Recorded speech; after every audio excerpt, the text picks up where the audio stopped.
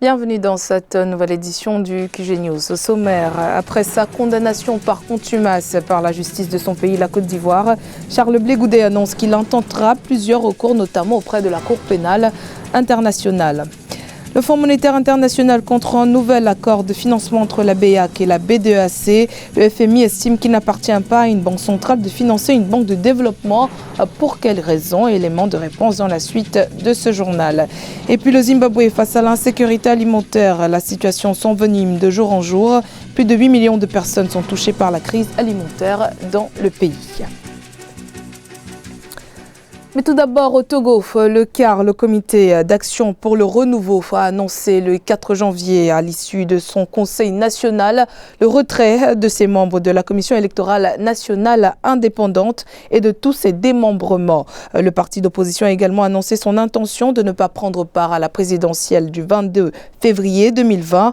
Pour le président du CAR, Yaovi Aboyibor, les conditions en l'état actuel ne sont pas réunies pour l'organisation d'un scrutin transparent et équitable.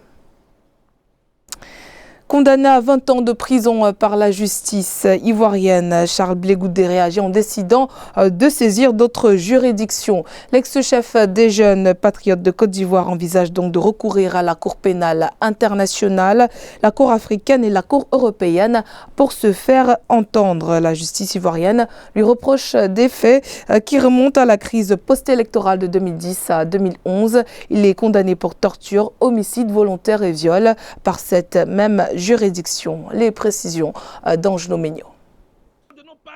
Charles Blé Goudet monte au créneau et donne sa réplique. Pour faire appel de sa condamnation à 20 ans de prison par la justice ivoirienne, l'ex-chef des jeunes patriotes a décidé de saisir la Cour européenne, la Cour africaine et la Cour pénale internationale.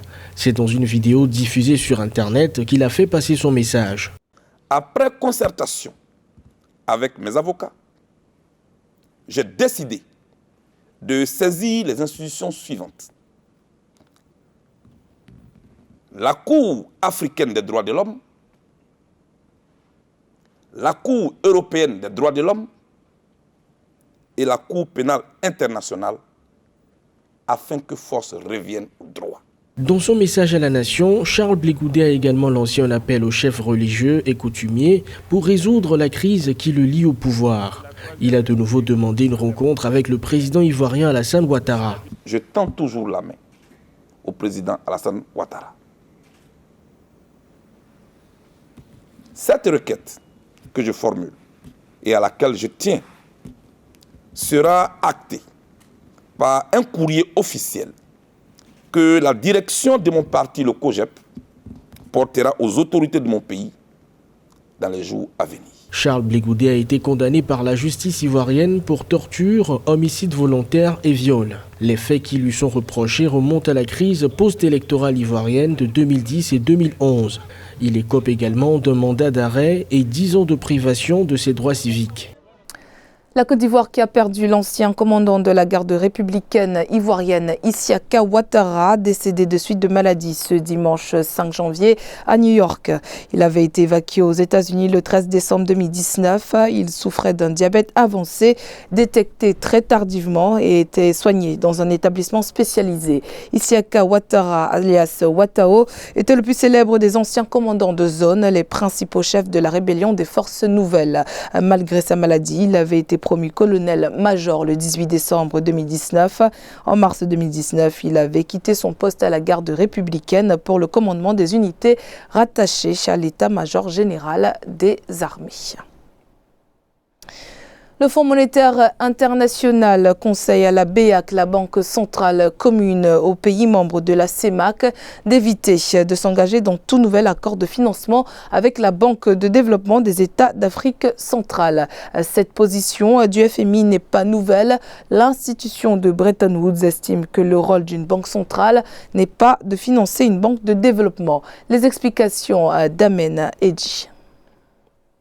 Le FMI s'oppose à un nouveau refinancement de la BDAC, Banque de développement des États de l'Afrique centrale, par la BEAC, Banque des États de l'Afrique centrale.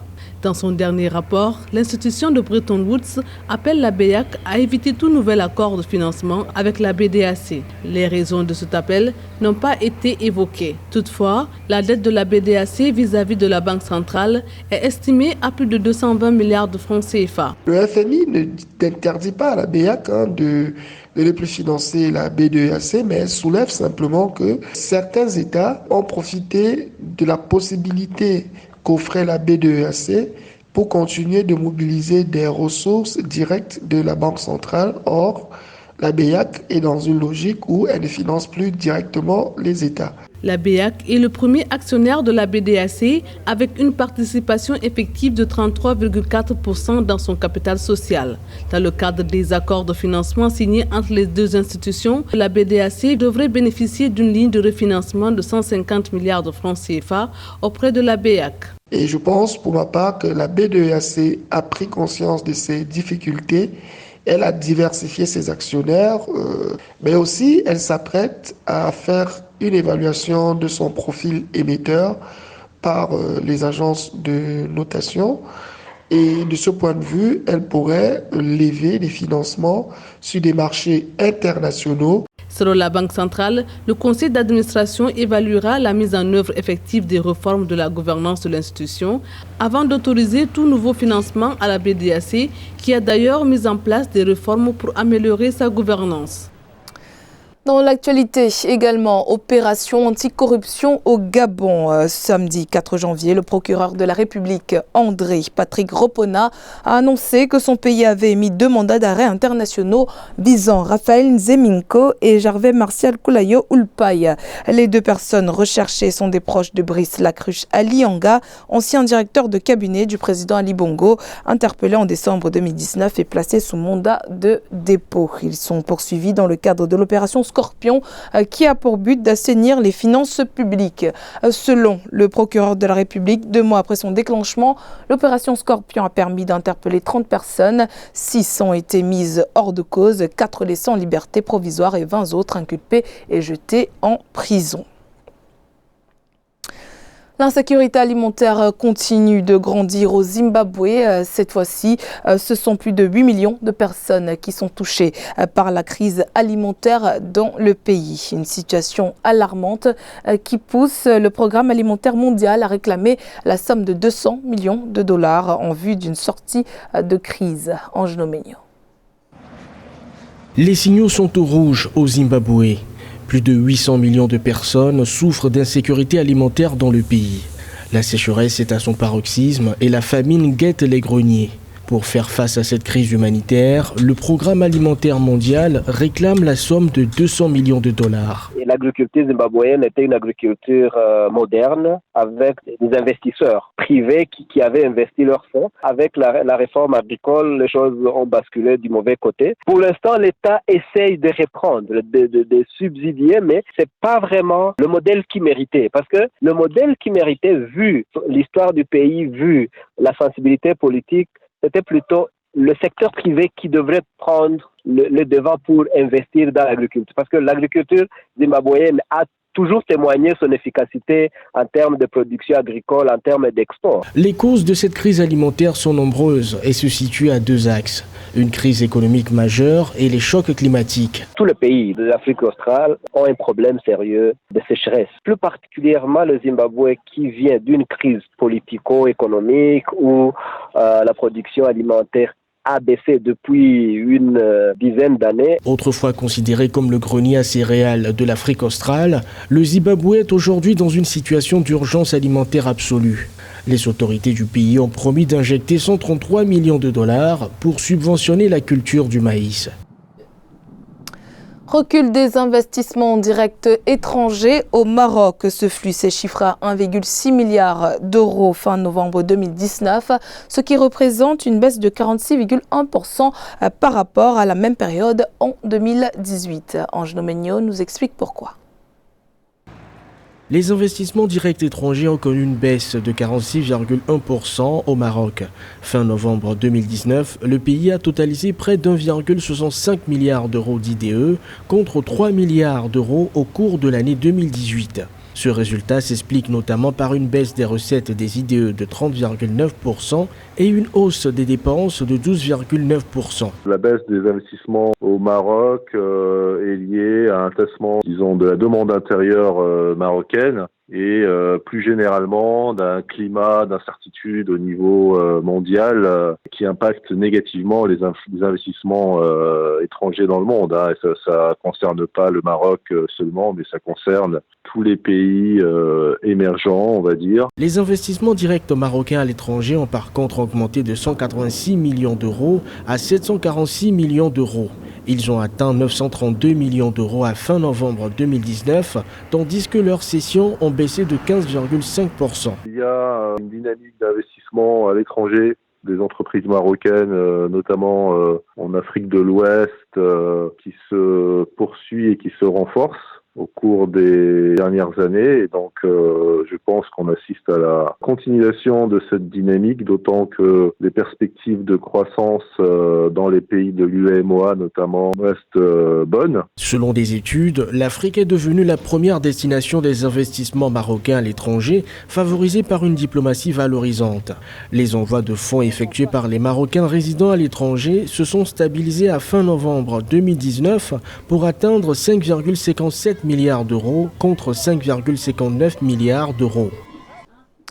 Secteur vital de l'économie nationale, l'agriculture s'érige en un incontournable levier de développement économique et social au Maroc. Secteur qui, depuis une dizaine d'années, innove et s'améliore grâce au plan Maroc vert. Aménéji.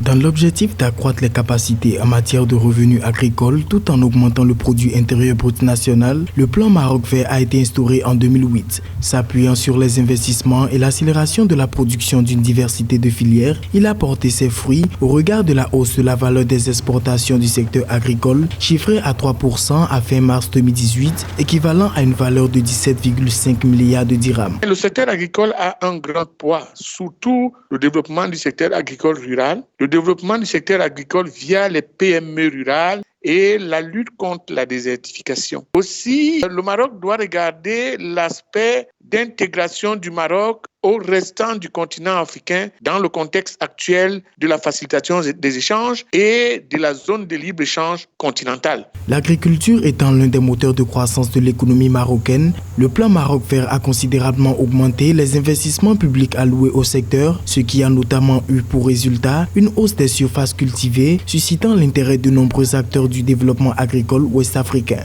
Par ailleurs, le programme vise la réduction de la pauvreté rurale et la vulnérabilité des agriculteurs aux aléas économiques et environnementaux, ainsi que la préservation des ressources naturelles. Le Maroc, pour rencontrer des défis, doit rester diversifié, continuer aussi les aspects d'exportation des services, d'exportation industrielle, d'exportation semi-industrielle et artisanale, avoir pour socle le secteur agro-pastoral et le secteur agroalimentaire. Le secteur agricole au Maroc représente 4 millions d'actifs, 80% de l'emploi rural et 15% du produit intérieur brut en matière de création de richesses hors agroalimentaire.